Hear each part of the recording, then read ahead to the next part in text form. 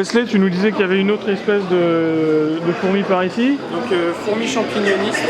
Ok. Je vais laisser Jonathan les présenter puisque c'est colonies. D'accord, super, ça marche. Bon alors Jonathan, Oui, donc explique-nous tout ça. elles viennent d'Amérique du Sud, D'accord. donc elles sont originaires des forêts amazoniennes. Et donc dans ces forêts, il y a beaucoup de végétaux. Et ces fourmis donc, sont en symbiose avec un champignon. Et ce champignon leur permet, à la façon d'une distillerie avec la betterave, de produire du sucre. D'accord. Donc là, le champignon, c'est la grosse masse blanche que vous voyez ici. Ah ouais. Et donc, elle découpe des végétaux qui sont dans l'ADC juste à côté. Et ensuite, elle les ramène et l'intègre directement aux champignons. Ah ouais. Donc elles se créent leurs champignons. Voilà. Elles se créent leur... En fait, le champignon, quand la reine s'envole, elle prend une petite portion du champignon dans son gastre. Ouais. Et grâce à ça, elle peut en faire grandir un énorme à partir d'un tout petit morceau de champignon à la base. Bah écoute, je savais pas tout ça. Je suis basique niveau... moi reptile c'est tout, après je m'éloigne pas trop. Mais putain c'est super intéressant quoi. Après, souvent, on a des espèces françaises et tout à côté. Parce que là, t'as vu que d'exotiques, c'est pas marrant. D'accord. Et puis, enfin, moi, le seul contact que j'ai avec ces bêtes-là, en général, c'est la bombe. Donc bon, effectivement, ça change un peu de point de vue. C'est sûr. Et t'as jamais des problèmes de surpopulation? Il n'y a pas un moment où... J'ai jamais eu, enfin... je crois que lui, elle est plus grosse que Ligny entre nous deux. Ouais. Mais enfin, c'est pas trop un problème en élevage, à moins d'avoir vraiment des colonies depuis une dizaine d'années ou des choses comme ça, mais sinon, il n'y a pas trop de soucis D'accord. sur population. Elles se régulent ou... ouais. Ouais, bah en fait, vu que dans la nature, elles ont vraiment quasiment de la nourriture illimitée avec tous les insectes qu'il y a à proximité. Oui, c'est vrai. En élevage, on peut moins donner une quantité importante, parce qu'on est assez limité au niveau du nourrissage, on va pas ajouter une boîte de viande tous les jours, sinon on va ajouter un peu cher. Ouais. Et effectivement, même au niveau de la surface dans la nature, ils vont avoir peut-être plus de possibilités par rapport à un bac, quoi. Enfin, dans la terre, elles peuvent faire des nids correspondant à leurs besoins. Ouais. Genre, si elles ont besoin d'une grande place pour des cocons ou autres, elles vont pouvoir creuser, aménager. En élevage, on est assez limité, soit sur des nids pré-creusés comme ça. Vraiment là, elles ont des galeries déjà prédéfinies, elles ne peuvent pas choisir non plus comment faire leur galerie. Soit on peut essayer de se rapprocher un peu de ce qu'il y a dans la nature avec des nids creusables. C'est ce que nous avons ici, avec un nid en liège où les fourmis vont pouvoir creuser dans le liège en fonction de leurs besoins. Donc là, c'est vraiment des galeries naturelles que les fourmis ont creusées. Et ça reste à plat au sol ou tu les mets debout? Non, ça reste comme ça. Ouais, après on peut faire des nids verticaux avec ce genre de matériel, on peut le mettre à la verticale, remplir de sable et les voir creuser. Et t'as jamais eu des emmerdes avec tes parents parce qu'il y a des fourmis plein à la maison? J'en ai déjà eu. D'accord, voilà. J'en ai même eu la semaine dernière encore. D'accord. Ok. Ouais, c'est des choses qui arrivent malheureusement quand on fait l'élevage de fourmis, surtout qu'on a une colonie qui est un petit peu trop active une nuit, qui passe la barrière d'évasion et puis on se retrouve avec quelques fourmis à la maison. D'accord. C'est pas des fourmis dangereuses qu'on a ici. Ah, parce qu'il y a de la fourmi dangereuse? Il y a des fourmis qui piquent, qui peuvent être mortelles en cas d'allergie, mais là, dans le cadre d'une exposition, on va pas prendre des choses qui peuvent tuer. Très bien. Voilà. Pas de certificat de capacité pour ça? Non, malheureusement, enfin, ou heureusement, on va pas, voilà. Ouais. On passe pas non plus de pas avoir papier, mais il n'y a aucune législation qui entoure tout ça. D'accord, bah ça on va pas trop le dire parce qu'après c'est un coup à ce qu'ils réfléchissent à ça. Hein, voilà. Ok, ça marche. Bon bah merci. Qu'est-ce que tu me disais qu'il y avait des fourmis du coin, c'est ça? Ouais. Parce que on peut faire quelque chose avec des fourmis de chez nous ou comment ça se passe? Lors des essaimages l'été, il y a des envols de sexués, donc les mâles et les princesses qui s'appuient pour l'air. Ouais. Les femelles retournent au sol. Et une fois qu'elles sont enlevées leurs ailes, on peut les récupérer, les mettre dans le tube à sève de ce type-là, avec un coton de l'eau ici, un coton ici pour séparer l'eau de la colonie, et comme ça, avec la reine, faire fonder toute la colonie. Ah, attends, donc, ça va faire le point. On peut prendre des espèces locales comme la fourmi noire. Là, t'as mis de l'eau là. Voilà. Il y a un coton, ils viennent boire là-dessus. Ouais. Et du coup, elle peut fonder là. Donc là, on voit la reine, la grosse ici. Ouais. Merde, j'ai bu dedans. Voilà.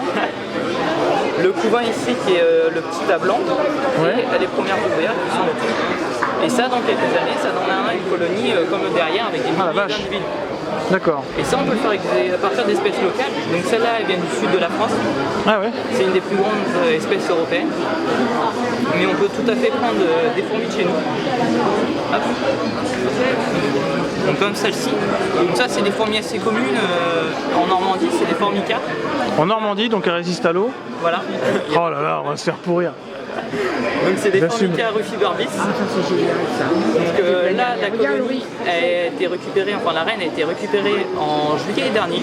D'accord. Elle a fondé de juillet à octobre et ensuite elle a fait une diapause de 3 mois. Et là, elle recommence le développement, donc on peut voir tout le couvain en dessous, c'est tout le tas blanc ici. Alors, je suis peut-être un mauvais élève. Tu les élèves en tube à essai comme ça? Oui, les premiers mois. Les premiers mois, d'accord. Et tu leur amènes quoi comme nourriture? Alors, celle-ci mange des liquides sucrés et des insectes. Ok. Mais on a certaines espèces, par exemple, comme... Comment tu fais pour les rentrer dedans en fait? Ah bon, j'ai juste mis la reine et ensuite, vu que tout le Non monde mais la nourriture. je me sers d'une ADC. Ah oui, ok, d'accord, pardon. Ouais, il y a tout un petit truc qui va avec. Ouais, tu les laisses pas en tube en fait. Non, non. Le tube, parce tu que, mets dans une boîte. voilà. C'est bien quand on a une reine seule en tube, mais une fois que les premiers ouvriers naissent, c'est un peu plus dur de nourrir en tube. Donc ce qu'on peut faire, c'est mettre une petite boîte comme celle-ci, avec une bande de talc tout le tour, pour éviter que les fourmis s'échappent. Ah, du talc, ouais. Tout simplement. Je mettais de la vaseline, moi. Ouais, mais avec ça se dégrade un peu plus vite. Ah ouais, d'accord. Et Okay. puis il suffit qu'elle colle des matériaux au-dessus, et puis après, on peut grimper dessus. Ouais, ok. C'est un peu plus embêtant. Et ensuite, là, je me sers de bouchon de bouteille pour mettre un petit coton avec des liquides sucrés dessus. Et donc, elle vient directement aspirer le liquide sucré sur le coton. D'accord, super. Et au niveau du temps que tu passes, là je vois qu'il y a pas mal de choses. D'ailleurs, justement, par rapport à toutes les bêtes que tu peux avoir, le temps que tu passes à peu près par semaine ou par jour ou, Je dirais, j'ai une trentaine de colonies à la maison. Ouais. Et je passe entre 10 à 20 minutes pour nourrir, inspecter tout le monde tous les soirs. Tous les Après, soirs, je passe ouais. plus de temps à observer parce que c'est assez passionnant. Donc j'aime bien comme regarder, Ouais. voir comment ça se passe. Mais de temps nécessaire, on va dire, 10 à 15 minutes. D'accord. Ouais, c'est bien. Voilà. Quand tu fais le nombre de temps passé par rapport au nombre d'individus, ça va, tu t'y retrouves. bon Parce que moi, rapport, avec oui. les serpents, c'est un peu plus la merde. J'ai des reptiles aussi à la maison, mais c'est plus de temps. C'est plus long. Bon bah super. Et là après donc tu fais des glaces. Ouais, des glaces, Ok. ou des chocolats, je sais pas. Donc ça, c'est des petits lits qui peuvent convenir. Par exemple, au lieu de mettre la colonie en tube comme on a vu juste avant, Ouais. on peut la mettre donc, dans un petit lit de ce style-là, D'accord. donc avec des galeries sur la face, Ok. une réserve d'eau en bas pour humidifier comme la terre est humide, Ouais. et ensuite une petite ADC en haut où les fourmis peuvent se balader où on peut les nourrir. D'accord. Il suffit juste de mettre du talc ici, Voilà. et on est tranquille. D'accord, super, super. Et donc tu fais café, chocolat, Ouais. hein? Ah, je sais pas si on l'a vu, si, là voilà. Non mais c'est bien, c'est une bonne idée. Au niveau des matériaux que tu utilises, parce que ça peut ressembler... C'est du plâtre. C'est du plâtre, Voilà. d'accord. On peut utiliser. Comment tu fais pour faire un serpentin dans ton plâtre? Alors j'utilise de la pâte à sel que j'enroule autour du gobelet et ensuite je verse le plâtre et ça c'est filé quoi. Une vidéo tuto. Il y a des vidéos tuto, d'accord. Vidéo tuto. Ok, ça veut dire va un peu sur YouTube et puis tu comprendras. Bon d'accord, ça marche. Et C'est pas moi qui l'ai dit. non mais bon parce qu'on en parle, voilà, moi ça fait partie des choses que je trouve relativement intéressantes et comme on est là, autant en parler. Donc là du plâtre. Du plâtre, après on peut utiliser pour des espèces qui vont creuser le plâtre, parce que ça existe malheureusement. Ah ouais, d'accord, On peut utiliser du béton, d'accord, du mortier. d'accord. Ensuite, donc c'est des matériaux qu'il faut fabriquer parce qu'il faut les mélanger avec de l'eau, Ouais. poudre à la base. Ouais. On a des matériaux qui utilisent déjà en bloc. Ouais, Donc le béton cellulaire par exemple c'est ce type de nina. Donc là il a été peint en noir avec de la peinture acrylique. Mais D'accord. le béton cellulaire c'est assez simple à creuser, avec un tournevis on peut réussir à faire un nid. ouais, j'ai fait Donc il n'y a pas ouais, besoin de ouais, c'est matériel adapté ou autre. Après on peut aussi faire des choses avec du bois pour les espèces qui vont être lignicoles, donc qui vont vivre dans le bois. Donc là c'est juste par exemple 2 plaques de bois, une avec des trous dedans et une vitre dessus et les fourmis vont pouvoir voyager comme ça entre les 2 vitres. vrai. D'accord. Dans du verre, tout simplement l'autre côté 2 plaques de verre et les fourmis entre deux. Ok. Donc on a vraiment toute une diversité de matériaux qu'on peut utiliser comme ça. Après, tout ça, là, c'est des nids assez simples. On peut aussi faire des terrariums. Donc, comme en terrariophilie, avec des terrariums plantés qui vont avec l'espèce. Ouais. On aura des espèces tropicales où on pourra faire des terrariums plantés avec des plantes tropicales, des terrariums désertiques où il faudra une lampe chauffante.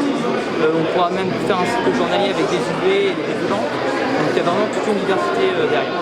Super. Bah écoute, très intéressant. Effectivement, j'ai pas été sur YouTube pour voir les vidéos tuto, mais bon, voilà. Maintenant, on sait qu'il y en a. Voilà. Et donc, ta chaîne, c'est Jotoreptile. Jotoreptile. Alors attends, hop. Voilà. Voilà. Super. Et ben merci.